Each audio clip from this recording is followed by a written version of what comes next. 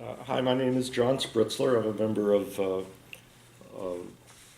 People for Democratic Revolution in Boston, and I'm going to be talking on the talk whose title is "Yes, It's Possible. Let's Make Gentrification Illegal." So the first thing, just to give a brief definition of gentrification, um, as we know, when a neighborhood becomes more desirable for any reason, because of the subway extending a new line or being a convenient location to where some people want to be close to work. If it becomes more desirable to people with more money, then what happens is people with more money move in. They're willing to pay higher rents. As the rents go up, they're willing to pay higher prices for houses. So the price of housing goes up. When the price of housing goes up, the tax assessments go up, and people who were living there a long time who were poor end up facing rising rents, rising property taxes, and a lot of them can't afford it, and so they have to either move out if they're a renter or sell their home and move out if they're an owner. And so the trend, what people refer to when they talk about gentrification, is that poor people leave, wealthy people arrive, and then all the things that wealthier people want start popping up, fancier restaurants and so forth. So that's gentrification. The key to making gentrification illegal involves ending the hardship of poor people having to unwillingly leave their homes in a neighborhood that they want to stay in. Now, we've been putting up these notices that you've seen, and this notice says what would be the law in an egalitarian Jamaica Plain. Egalitarianism is what we're for. So what would be the law in egalitarian Jamaica Plain, and how would it make gentrification illegal? And what it says is that doctors, scientists, and professionals would still be welcome to live in Jamaica Plain, but the law would be that no resident in good standing, which I'll explain what that is in a second, it's most people, no resident in good standing of Jamaica Plain shall be coerced by economic hardship or any other means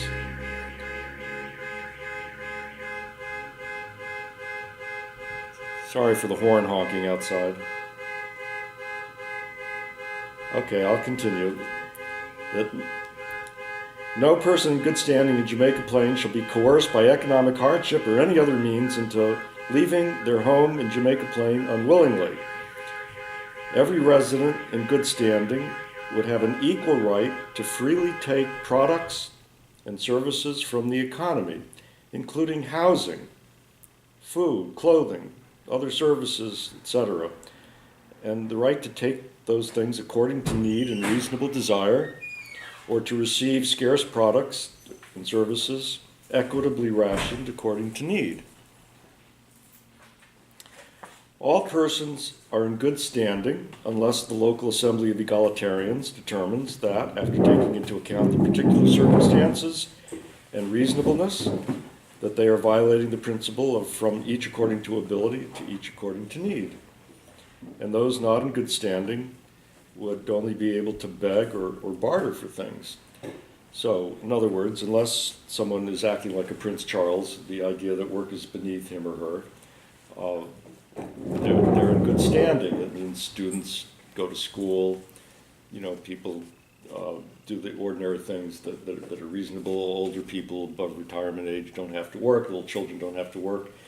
So, people who contribute reasonably in their fair share, somehow, in some way, are in good standing. And in that case, they have a right to own their home, their primary residence. For that reason, for being in good standing alone, they own their primary residence free and clear. They would not have to pay any rent, they would not have to pay any mortgage, and they would not have to pay any property tax. Because this is not a society based on money. It's a society based on seeing if people are helping out and doing their fair share, in which case they get to have what they need. So the kind of society that this would be true in is, as I said, an egalitarian one. And just to put some things on the table that we can talk about more in the question and answer period. In such a society, there's no rich and no poor. There's no money. There's no capitalism. Nobody's working for somebody else for a wage or a salary. Nobody is being someone else's landlord or someone else's tenant. Nobody's needing to be somebody's landlord in order to afford their own home. A lot of people today do need to be landlords, so people own a triple-decker, and they buy the triple-decker in order to have the rent from the 2 units, so that to enable them to pay the mortgage and the property tax. But in an egalitarian society, those people wouldn't need the rent money from being a landlord to own their own home and have the things that they reasonably need and desire. It will take an egalitarian revolution to make these things true. I'm not minimizing it. I'm not saying this is a minor little reform and all we have to do is vote for Joe Schmo. This is a fundamentally different kind of society that requires a revolution to obtain. So it's possible. It's the title in my talk. The title isn't that it's easy. It's possible. And the reason it's possible is because it is, in fact, what most people actually want. And I can say that with some confidence because a number of us have been collecting signatures on the statement, This I Believe, which basically says the kind of things that I've been saying we need to make gentrification illegal. And 75% or more of the people who read it sign it in front of grocery stores and going door to door and so forth. So I can say with some confidence, and by the way, that's true not only in liberal urban Boston, but we've found that it's also true in very rural conservative New Hampshire, in 2 towns where we've set up shop and collected signatures from the public this way. So I'm fairly confident that most people want the kind of society that would make gentrification illegal. And therefore, not to say that it's easy, but if a vast majority of people want something, it should be possible for them to obtain it. It's not a violation of the laws of physics. It's just a violation of the desires of the very rich. So given this, what's striking is that today nobody talks about making gentrification illegal, except egalitarians. There was a hearing in Boston City Hall that one of the big organizations, City Life, Vita Urbana, mainly spearheaded and got the city council to call hearings on gentrification. I was there along with hundreds of other people, and there was testimony about the hardships of people having to leave and the rents going up terribly. And there was a lot of eloquent description of how bad gentrification is for people, their own experience. And their politicians were saying, how they're going to do this and they're going to do that. But nobody, except me, when I was called on for my 3 minutes to talk, nobody said we should make gentrification illegal. Nobody said that. So it's striking. As a result of no one talking about making gentrification illegal, everything that is being done about gentrification today is what most people do not want. So for lack of an egalitarian revolutionary movement, we remain forever on the treadmill of defeat on this issue and other issues like it. So let's look at this in some detail now. Politicians talk about addressing gentrification or mitigating it. Mayor Walsh's new housing plan is described in the JP Gazette October 24th of this year. It says, quote, "This plan envisions a city where all Bostonians, regardless of race, age, economic status, or physical ability can find a place to call home. Well, problem is, finding a place is not the same thing as being able to remain in your place, which is the whole point of gentrification. It's kicking people out of where they want to stay. So Mayor Walsh, for all his glorious, fine, fancy rhetoric, is dodging the issue completely and not even pretending to oppose gentrification. Walsh's plan, quote, this is from the JP Gazette, says, the city itself, or no, I'm just quoting the Gazette about the plan. The city itself will spur development about 8,000 affordable housing units on property it controls. But many people cannot afford affordable housing. According to the National Council of State Housing Agencies, approximately 90% of all affordable housing is financed annually through the LIHTC. It stands for Low Income Housing Tax Credit. But let's look at what that actually means. I've got charts here online. One of them is the Low Income Housing Tax Credit funded affordable housing, the rent limits, effective December 18, 2013. The rent limits, and it gives the limited rent for 0, 1, 2, 3, and 4 bedrooms.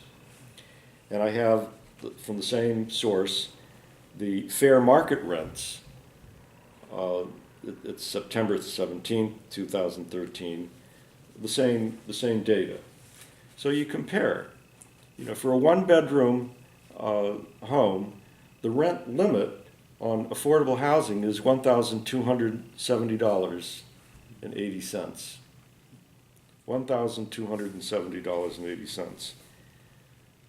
The fair market rent for the same 1-bedroom is less, $1,164. $1,164 versus $1,270. The rent limit for affordable housing is more than the fair market rate. And I could give you the other numbers. The other numbers are either all in the same direction or so close that it's a question of in the cents column, okay? So this is crazy. So I think maybe that fair market is wrong. That sounds incredibly low. Well, it's September that doesn't make sense. 17, 2013. I can show you the online where it comes fair from. market rent for 1 bedroom around JP is nowhere near 12 Well, or 11 bedroom. It's like 16 or 18. We can look at the source and everything. Yeah, but I don't know what they're. Well, can you decide? Well, can you pick which one you want to be? Yeah. Anyway, that's what it said. The point is that, as we'll see when I talk about Chinatown, people are not being able to stay where they want to stay. The talk and the promises are in sharp contrast with the results from the politicians when they talk. So let's look at the talk and the promises. I found a thesis from Tufts University online, which had some interesting information about it. It says, Boston's linkage program, officially called Development Impact Project Exactions, is part of Article 80B of the city's zoning code. It was created in 1983 to, quote, balance large-scale commercial development with needed residential construction, unquote. And continuing to quote from the thesis, its main purpose being to mitigate gentrification due to commercial investments in rising property values. It goes on to say the linkage program has gone through several changes since its adoption. In 1986, the program faced a legal challenge by opponents who contended that linkage fees were an illegal tax. In response, the Massachusetts legislature authorized the program. Boston then passed a revised ordinance that added a job training element and shortened the pay-in period for developments downtown. In 2001 and 2007, the linkage fee was increased. The zoning ordinance allows the BRA to change the fees or formulas every 3 years. And then it continues, beyond these strengths, Boston officials say the linkage ordinance has been well implemented because it has been integrated into the city's overall housing strategy, with different departments coordinating their activities.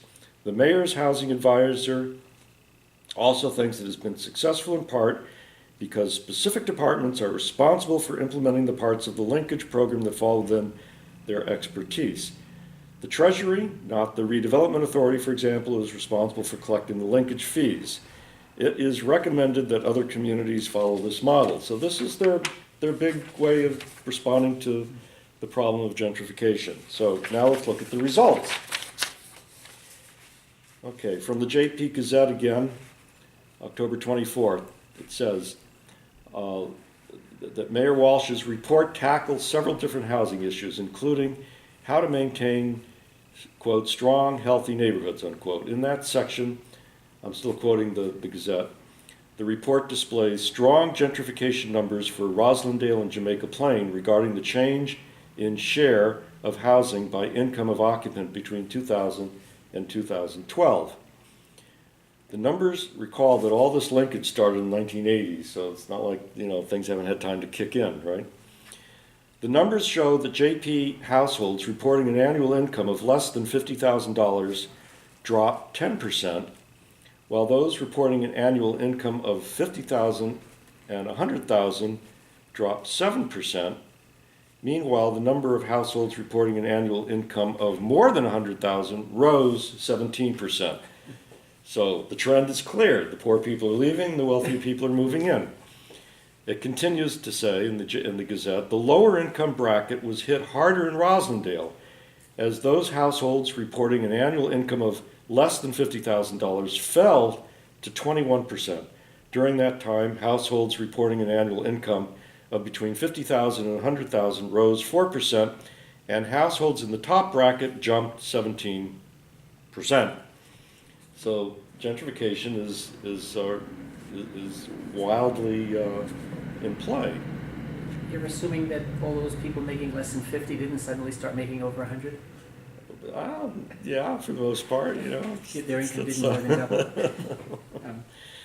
Right. Could happen. Okay, so now I'm going to read from the Boston Globe, November